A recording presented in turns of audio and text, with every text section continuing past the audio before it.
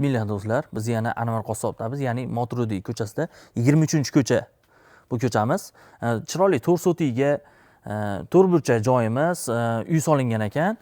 Bitta obzorini qilib beramiz. Kirishlarga o'ng qo'lda birinchi mehmonxonamiz. Yana chiroyli koridorimiz, undan tashqari yana bitta xona. Yonida yana bitta xona. Bu xonaga hammom hojatxonaga, sanuzelga joy qilingan ekan. Bu tomonda yana bitta xona. Bitta ham hammom hojatxonaga joy qilingan, chiroyli. Mana koridordan yurib kelyapmiz. Yana bitta katta zal, xona, mehmonxona qiladimi, qilsa bo'laveradi. Podvallari chiroyli mana holatda.